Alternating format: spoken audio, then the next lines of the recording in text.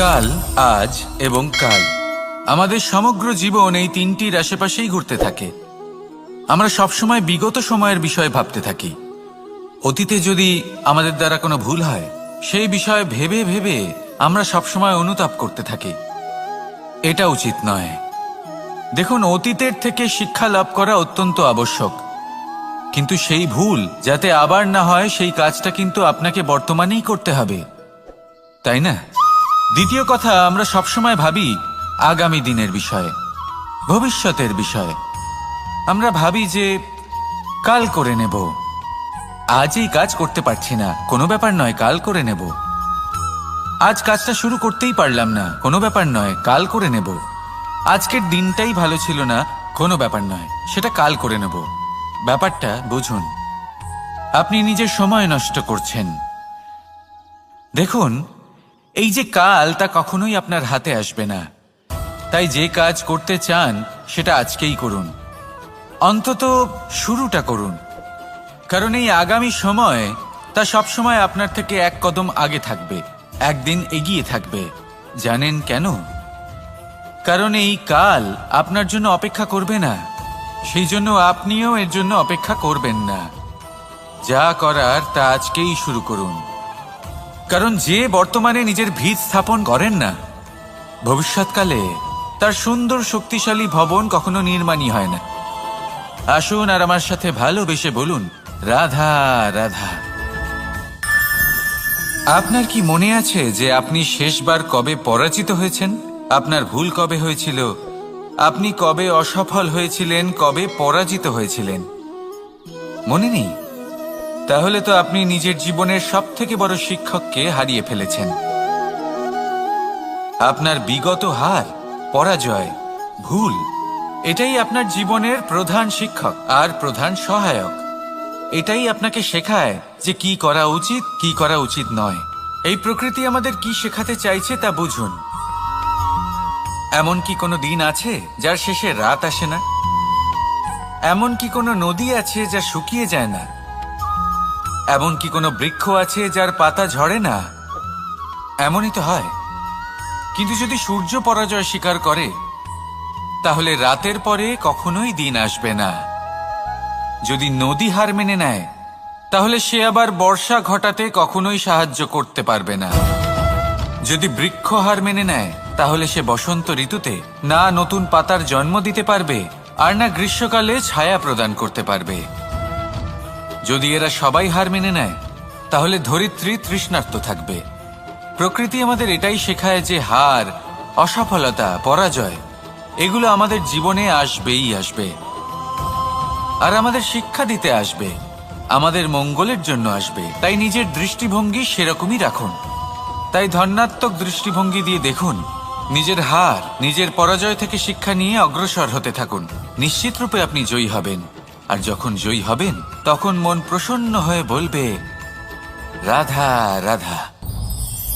কথায় আছে, এই জীবন একটা যুদ্ধ, একটা লড়াই।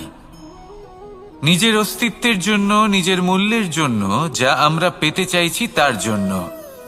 এই যুদ্ধে জয়লাভ কে করে? এই যুদ্ধে জয়ী হয় এক যোদ্ধা। এবার বেশিরভাগ সময় আমরা যুদ্ধে অংশগ্রহণ করি না, নিজেকে বুঝিয়ে দিই যে আমরা তো যোদ্ধা নই। কিন্তু বিষয়টা তা নয়।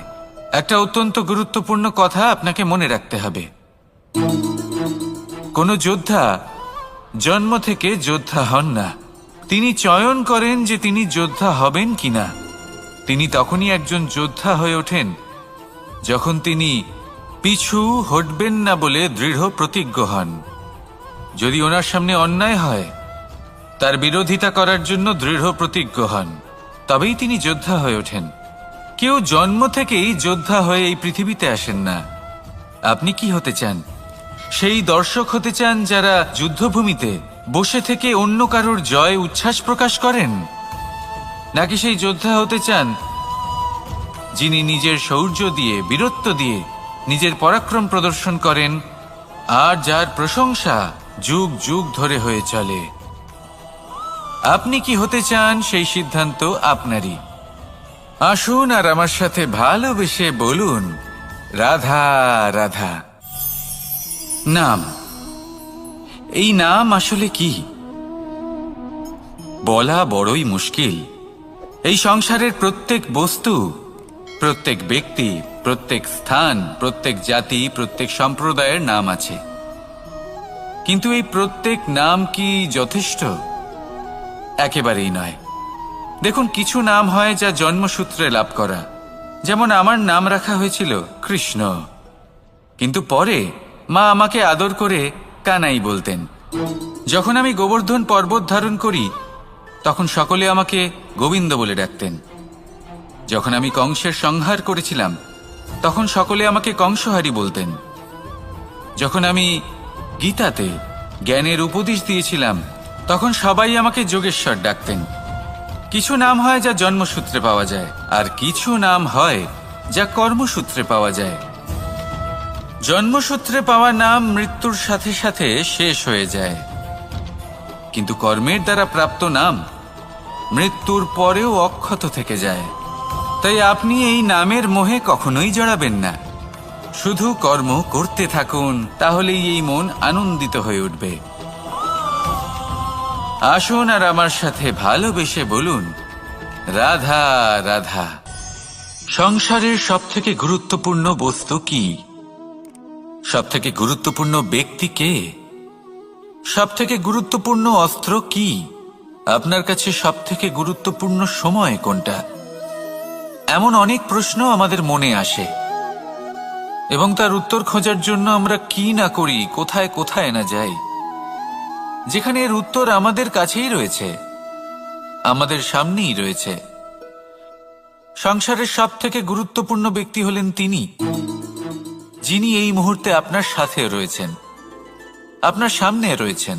সবথেকে গুরুত্বপূর্ণ অস্ত্র হলো সেটাই যা আপনার কাছে রয়েছে। সবথেকে গুরুত্বপূর্ণ বস্তু সেটাই যেটা এই মুহূর্তে আপনার হাতে রয়েছে। সবথেকে গুরুত্বপূর্ণ পুঁজি সেটাই যেটা এই মুহূর্তে আপনার সাথে রয়েছে। আর সবথেকে শ্রেষ্ঠ এবং গুরুত্বপূর্ণ ফল সেটাই যেটা আপনি এই মুহূর্তে ভোগ করছেন। যা আছে তা এই মুহূর্তেই আছে। পর মুহূর্তে আপনি থাকবেন কিনা সেটা আপনিও জানেন না। তাহলে বাকি কোনো ব্যক্তি বা বস্তু বা অস্ত্র বা ধনের বিষয়ে আপনি কি বা বলবেন? জীবন যদি থাকে তাহলে তা এই মুহূর্তে আছে, বর্তমানে আছে। অন্য সবই ভাবনা এবং কল্পনা মাত্র। তাই এই জীবন উপভোগ করুন, শুধু আনন্দই আনন্দ পাবেন।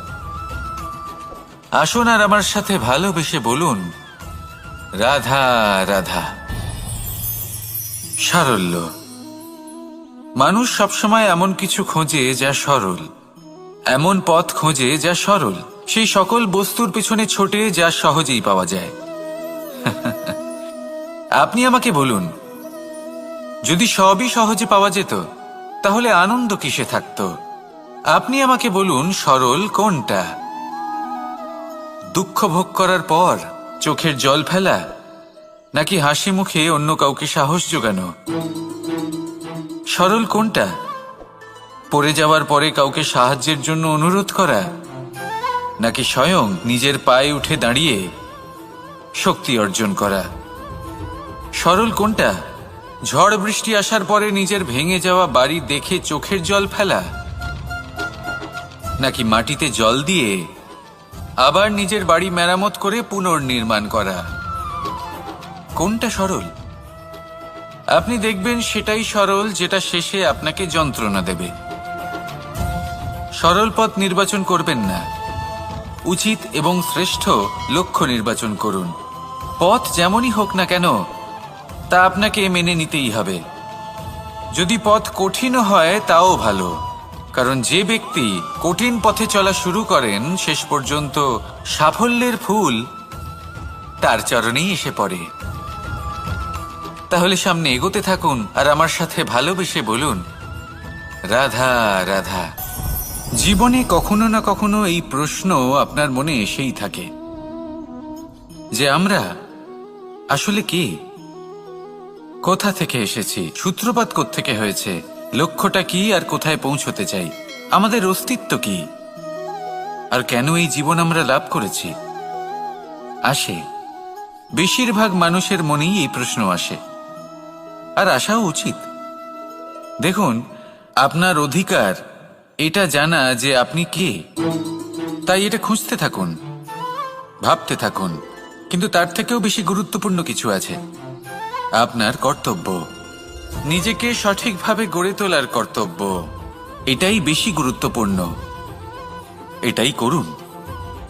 নিজেকে নির্মাণ করুন, নিজের কর্মগুলিকে, নিজের গুণগুলিকে, নিজের মূল্য নির্মাণ করুন, যা আপনার অস্তিত্বকে আকার দিতে পারে, আপনার পরিচয়কে আকার দিতে পারে, যা আপনাকে আপনার লক্ষ্যে পৌঁছে দিতে পারে, যা আপনাকে আপনার সূত্রপাত দেখাতে পারে, আপনাকে নির্দেশ দিতে পারে। তারপর নিজেকে খোঁজার কোনো অর্থই থাকে না।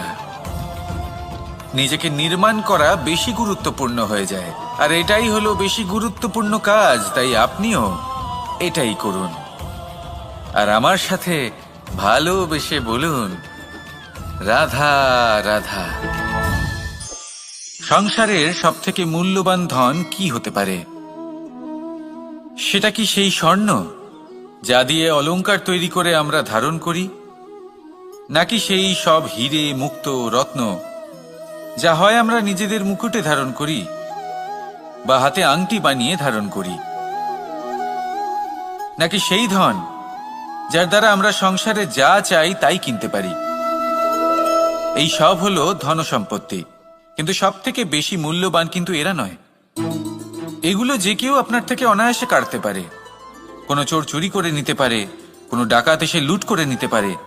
সংসারের সব থেকে মূল্যবান ধন হলো সেটাই যাকে আমরা জ্ঞান বলে থাকি, যা আপনার থেকে কেউ কেড়ে নিতে পারবে না। কোনো ডাকাত লুট করে নিতে পারবে না, কোনো চোর চুরি করতে পারবে না, কোনো রাজা কর রূপে আপনার থেকে কেড়ে নিতে পারবে না। এগুলো আপনার সাথেই থাকবে। কিন্তু একটা কাজ আছে যা আপনি করতে পারেন। এই জ্ঞানরূপী ধন আপনি ছড়িয়ে দিতে পারেন। এই জ্ঞানই হলো এমন একমাত্র ধন যা ভাগ করে নিলে আরো বেড়ে যায়।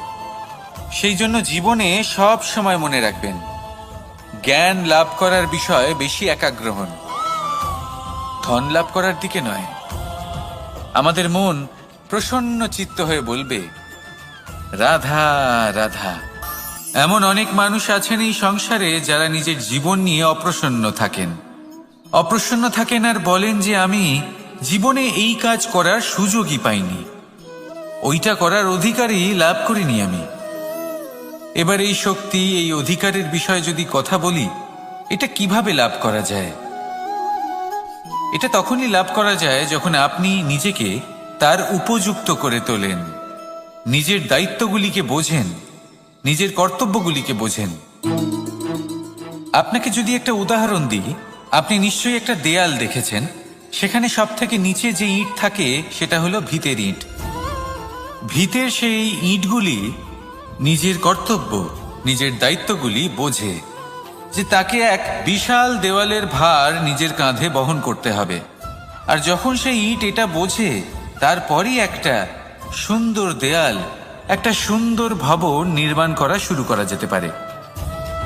যদি কথা বলি এক পিতার, তাহলে একজন পিতা তার পরিবারের প্রতি যে দায়িত্ব এবং যে কর্তব্য রয়েছে, নিজের সন্তানের প্রতি যে কর্তব্য রয়েছে, সেইগুলি বুঝে উঠতে পারেন। সেই দিন থেকেই সেই সন্তানের স্বর্ণময় ভবিষ্যতের অস্তিত্ব স্থাপন হয়ে যায়। যদি আপনি সেই শক্তি চান, অধিকার চান, তাহলে নিজেকে তার যোগ্য করে তুলুন, নিজের দায়িত্বগুলিকে বুঝুন, নিজের কর্তব্যগুলি পালন করুন। এই শক্তি আর অধিকার নিজে থেকেই আপনার কাছে চলে আসবে। আসুন আর আমার সাথে ভালোবেসে বলুন, রাধা রাধা। এই সংসারকে বদলানোর জন্য কিসের প্রয়োজন হয়? আপনার ভাবনা চিন্তার, আপনার মতামতের? না, এই সংসারকে বদলানোর জন্য প্রয়োজন পড়ে সেই উদাহরণের যা আপনি নিজের জীবনে প্রস্তুত করেন। আপনি যখন নিজেকে বদলানোর চেষ্টা করেন, তখন আপনি কি করেন? আপনি অন্য কারোর জীবন থেকে উদাহরণ নেন নিজেকে বদলানোর জন্য। তারপর আপনি এক এমন উদাহরণ প্রস্তুত করেন যাতে এই সংসার পাল্টে যেতে পারে। আপনার কর্ম অনুসারে এই সব কিছু হবে। যদি আপনি এই সংসারকে ভালোবাসা শেখাতে চান তাহলে আপনাকে শুধুই ভালোবাসতে হবে। যদি সংসারকে ন্যায় শেখাতে চান তাহলে আপনাকে সবার সাথে ন্যায় করতে হবে। এই সংসার এবং মানুষজন বড়ই বিচিত্র। এরা আপনার কথা শুনবে, আপনার কথা ভাববেও, আপনার মতামত নেবে, কিন্তু বদলাবে শুধুমাত্র উদাহরণ দ্বারা। সেই জন্য ভালো উদাহরণ প্রস্তুত করুন। এবার যদি আপনি স্বর্গলাভ করতে চান তাহলে আপনাকে মৃত্যুবরণ করতেই হবে।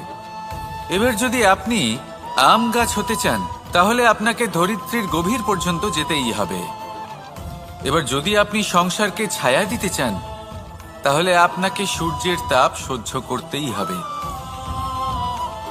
আসুন আমার সাথে ভালোবেসে বলুন, রাধা রাধা। শক্তি, সামর্থ্য, প্রাবল্য এসব কোথা থেকে আসে? কোথা থেকে এগুলো প্রাপ্ত করা যায়? সেই লক্ষ্য দ্বারা যা আমরা প্রাপ্ত করতে পারি, নাকি সেই সংঘর্ষ দ্বারা যা আমরা জয় করতে পারি? না, এখান থেকে শক্তি লাভ করা সম্ভব নয়। যখন আপনার সামনে এমন কোনো লক্ষ্য থাকবে যাকে ভেদ করা অসম্ভব মনে হবে, তাও আপনি চেষ্টা করতে থাকবেন। আপনার সামনে এমন এক সংঘর্ষ থাকবে যা জয় করা সম্ভবই নয়, তাও আপনি চেষ্টা করতে থাকবেন। তখন আপনার শক্তি বৃদ্ধি পায়। অসম্ভবকে সম্ভব করে দেখালে শক্তির বৃদ্ধি হয়। দেখুন, যা সম্ভব তা তো যে কেউ করতে পারে। যা অসম্ভব কিন্তু আপনি চাইছেন তা পূর্ণ করুন। সেই লক্ষ্য প্রাপ্ত করুন। সেই সংঘর্ষের ওপর জয়লাভ করুন। প্রয়াস তো করে দেখুন। এই চেষ্টার দ্বারা এই শক্তির বৃদ্ধি হয়। আর যখন সেই শক্তি উচ্চ স্তরে পৌঁছে যাবে তখন আপনি অসম্ভবকে সম্ভব করে দেখাবেন। তাই জীবনে চেষ্টা করতে থাকুন আর আমার সাথে ভালোবেসে বলুন, রাধা রাধা। জীবন, এই জীবন আসলে কি? এ হলো জন্ম থেকে মৃত্যু পর্যন্ত এই সময়। কিছু মানুষ এটা বলে থাকেন যে এই যে নিঃশ্বাস নিচ্ছে এই হলো জীবন। আর প্রত্যেক ব্যক্তি, প্রত্যেক প্রাণী, তাদের নিঃশ্বাস নির্ধারিত থাকে, নির্দিষ্ট হয়ে থাকে। তাকে সেই নির্ধারিত নিঃশ্বাস নিতেই হয়। তারপর তিনি মৃত্যু লাভ করেন। কিন্তু এটা কি সত্যি? সত্যি কি মনুষ্য জীবন এই নিঃশ্বাসের উপর নির্ধারিত থাকে? এই নিঃশ্বাসের গণনাই কি মনুষ্য জীবনের অস্তিত্ব? কখনোই নয়। মনুষ্য জীবন শুধু কিছু নিঃশ্বাস নয় যা একদিন থেমে যাবে। মনুষ্য জীবন হলো সেই নিঃশ্বাসের মধ্যেকার সেই সময় যা দেখে অন্য কারোর নিঃশ্বাস স্তব্ধ হয়ে যেতে পারে। সেই মুহূর্ত যেখানে মানুষ আপনার মধ্যে সেই প্রেম দেখতে পারে, আপনার সাহস দেখতে পারে, আপনার শক্তি দেখতে পারে, আপনার চেষ্টা দেখতে পারে, আপনার পরিশ্রম দেখতে পারে, অন্যায় আর দুর্নীতির বিরুদ্ধে আপনার যুদ্ধ দেখতে পারে। জীবনে গুরুত্বপূর্ণ সেই মুহূর্ত, সেই সময় যেটা আপনি বেঁচে আছেন। সেই সময়ে আপনি এই সংসারের অন্য ব্যক্তিদের জীবন বাঁচার একটা দিশা দেখাতে পারেন, একটা প্রেরণা যোগাতে পারেন, শক্তি দিতে পারেন, আশা দিতে পারেন। তাই জীবনে এটাই করুন। এমন একটা জীবন যাপন করুন যা অন্যের জন্য আদর্শ হয়ে থাকে। এটাই করুন আর আমার সাথে ভালোবেসে বলুন, রাধা রাধা।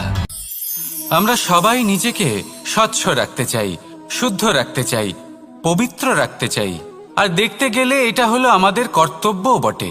এবার এটার জন্য আমরা কি না করি। যখনই আমরা সকালে উঠি তখন উঠেই আমরা দাঁত মাজি। দিনে যখনই আমরা সময় পাই কিছু সুগন্ধি খাদ্য খাবার চেষ্টা করি যাতে আমাদের মুখ থেকে দুর্গন্ধ না আসে, বরং সুগন্ধ আসে। এই পা দুটো আমরা শুদ্ধ রাখার জন্য, পবিত্র রাখার জন্য যখনই আমরা বাড়ির বাইরে যাই পাদুকা পায়ে দিয়ে যাই। আর যখন ফিরে আসি আমরা জল দিয়ে পা ধুয়ে নিই। মনে রাখবেন, সেই ব্যক্তির মুখ হলো সব থেকে বেশি পবিত্র যে মুখ দিয়ে ঈশ্বরের নাম নেওয়া হয়, যার বাণী হলো অত্যন্ত শুভ, যা মানুষের পথ প্রদর্শন করে, যা মানুষকে শান্তি দেয়। যদি এই হৃদয়কে আপনি পবিত্র করতে চান তাহলে মানবতাকে বুঝতে হবে, মানুষের দুঃখগুলিকে বুঝতে হবে, তবেই এই হৃদয় পবিত্র হবে। এই পা দুটো যদি আপনি পবিত্র করতে চান, তাহলে কোনো তীর্থস্থানে যান। ওখানে হয়তো আপনি জানেনও না যে কতজন সৎপুরুষ, কতজন মহাপুরুষ এসেছেন। তাদের চরণের ধুলো সেখানে পড়েছে, যা আপনার চরণ শুদ্ধ করে তুলতে পারে। যদি এই হাতগুলি আপনি পবিত্র করতে চান, তাহলে এই হাত দিয়ে শুভ কর্ম করুন, দান করতে শিখুন। আর যদি এই আত্মা আপনি পবিত্র করতে চান, একটাই বিকল্প আছে, প্রেম। শুদ্ধ নিঃস্বার্থ প্রেম। এই প্রেম বিতরণ করতে থাকুন। আপনি শুদ্ধ থাকবেন, পবিত্র থাকবেন। আসুন আমার সাথে ভালোবেসে বলুন, রাধা রাধা। কখনো এটা ভেবে দেখেছেন কোনো বিশেষ স্থানে বা বিশেষ পরিস্থিতিতে সবথেকে বেশি গুরুত্বপূর্ণ কি হতে পারে? যদি শরীরের কথা বলি, তাহলে সবথেকে বেশি গুরুত্বপূর্ণ হলো মস্তিষ্ক আর মন। যদি ব্যবসার কথা বলি, তাহলে সবথেকে গুরুত্বপূর্ণ হলো ধন। রাজ্যের বিষয়ে কথা বললে সবথেকে গুরুত্বপূর্ণ হলো রাজা। আর সমাজের কথা যদি বলি, তাহলে সবথেকে গুরুত্বপূর্ণ হলো আমাদের গুরু। এবার এই সব গুরুত্বপূর্ণ এই কারণ এদের হাতেই সব থাকে। দেখুন, হয় এরা আমাদের উত্থানের পথে নিয়ে যেতে পারে, অথবা আমাদের পতনের দিকে নিয়ে যেতে পারে। এবার যদি কোনো অসামান্য রাজা হন, যিনি কিনা সত্যবাদী, যিনি একজন ভালো রাজা, তাহলে তিনি সেই দেশকে, সেই রাজ্যকে বিকাশের পথে নিয়ে যাবেন, আর নয়তো অন্ধকারের পথে নিয়ে যাবেন। যদি এবার গুরুর কথা বলা হয়, তাহলে জেনে রাখুন, গুরু যদি শ্রেষ্ঠ হন, তাহলে সংস্কৃতির সর্বশ্রেষ্ঠ স্তরে উনি এই সমাজকে নিয়ে যাবেন। যদি গুরু পাখণ্ডী হন, লোভী হন, লালসাগ্রস্ত হন, তাহলে এই সমাজেও এই পাখণ্ডতা, এই লোভ, এই লালসাই প্রকাশিত হবে। ঠিক এইভাবেই জীবনে, মানুষের জীবনে প্রেমেরও এক গুরুত্বপূর্ণ স্থান রয়েছে। যদি মানুষের মনে প্রেম থাকে, তাহলে ধরে নিন সে জীবিত রয়েছে, আর যদি না থাকে, তাহলে সে মৃতই প্রায়। যদি রাধা কৃষ্ণের বিষয়ে কথা বলি, বলবো কৃষ্ণের জীবনে যদি রাধা থাকে, তাহলেই কৃষ্ণ হলো কৃষ্ণ। আর যদি রাধা না থাকে, তাহলে কৃষ্ণ হলো যে কোনো পশুরই সমান। আসলে পশু থেকে মানুষ হওয়ার এই যে যাত্রা, এর আধার হলো প্রেম। এই প্রেমকে মনে জাগ্রত করে রাখুন, আর আমার সাথে ভালোবেসে বলুন, রাধা রাধা। প্রেম, এই প্রেম আসলে কি? বেশিরভাগ মানুষই বুঝতে পারেন না, কিন্তু এটাতে তাদের কোনো দোষ নেই, কারণ তাদের কাছে প্রয়োজনীয় জ্ঞানই নেই। এবার প্রেমের বিষয়ে আজ আমি একটা ছোট্ট কথা বলতে চাই। আপনি দেখবেন, কিছু মানুষ যখন কাউকে ভালোবাসেন, তখন তাদের মনে হয় সেই ব্যক্তির ওপর ওনার অধিকার রয়েছে। এবার সেই অধিকারের বোধে ফেঁসে গিয়ে নিজেই ক্রুদ্ধ হয়ে বসেন, যে ও আমার কথা মনে করলো না, ওর স্মৃতিতে আমার কোনো স্থান নেই, ও আমার সাথে কথাই বলতে ভুলে গেছে, ইত্যাদি ইত্যাদি অনেক কারণ হতে পারে। আমি আপনাকে একটা প্রশ্ন করি, এই যে স্মৃতিগুলি, এটাই কি ভালোবাসা? কখনোই নয়। প্রেম তো হলো সেই আবেগ, সেই বোধ, যা এক সুগন্ধিত ফুলের মতো আপনার জীবনকে, আপনার মনকে আনন্দিত করবে, প্রসন্নতার দ্বারা ভরিয়ে তুলবে। প্রেম হলো সেই বোধ। তাই যদি আপনি প্রেমকে বুঝতে চান, তাহলে প্রেমের ভাবনাকে বোঝার চেষ্টা করুন। প্রেমকে যদি যাপন করতে চান, তাহলে আবেগের দ্বারা যাপন করুন, স্মৃতির দ্বারা নয়। স্মৃতির কি আছে? আজ আছে, পরবর্তীকালে নাও থাকতে পারে। সময়ের সাথে এই স্মৃতি ফিকে হয়ে যেতে পারে, কিন্তু এই আবেগ, তা চিরকাল মনের মাঝে থেকে যায়। তাই আসুন আর আমার সাথে ভালোবেসে বলুন, রাধা রাধা। রাজ্য, শাসন, সাম্রাজ্য, সংস্থাপনা, এগুলিকে সফল কখন বলা যেতে পারে? কোনো কোনো বুদ্ধিজীবী বলেন তখন, যখন চারিদিকে শান্তি থাকে, কারোর মনে কোনো প্রশ্ন থাকবে না, শঙ্কা থাকবে না। কিন্তু আমার মনে হয় এটা অনুচিত। কোনো রাজ্যের পক্ষে বা কোনো শাসনকালে সবথেকে বড় সংকট তখন আসে, যখন সবথেকে বেশি যোগ্য ব্যক্তি বা সব থেকে বেশি বিদ্বান ব্যক্তিও শুধু মুখদর্শক হয়ে বসে থাকেন। মনে প্রশ্ন আসতে থাকে কিন্তু জিজ্ঞেস করেন না, শঙ্কা উৎপন্ন হয় কিন্তু ব্যক্ত করতে পারেন না। এটা খুবই অনুচিত। এই যে প্রশ্ন, তা আসা খুব ভালো। এই প্রশ্ন অকারণে আসে না, কোনো সমস্যার কারণেই আসে। এই প্রশ্নের দ্বারা আপনি সেই সমস্যাগুলি দেখতে পাবেন যাতে আপনি এতদিন অনভিজ্ঞ ছিলেন। আর যত প্রশ্নের নিবারণ আপনি করবেন, ততই আপনার রাজ্য, আপনার শাসন আরো শ্রেষ্ঠ হয়ে উঠবে। এই প্রশ্ন, এই শঙ্কা, এগুলো আপনাকে সমাধানের চূড়াতে অবশ্যই নিয়ে যাবে। সেই জন্য না প্রশ্ন করা অনুচিত, আর না শঙ্কা ব্যক্ত করা অনুচিত। আর না তিনি মূর্খ যিনি প্রশ্ন করেন, শঙ্কা ব্যক্ত করেন। তাই এনাদের কখনো দূরে করে দেবেন না, এনাদের নিজস্ব মতামত রাখতে দিন। যখন সবাই মিলে একমত হবেন, তখন নিশ্চিত রূপে বলা যায় যে এই রাজ্য, এই শাসন, এই সংস্থাপনা সাফল্যের শিখরে রয়েছে। তাহলে আসুন আর আমার সাথে ভালোবেসে বলুন, রাধা রাধা।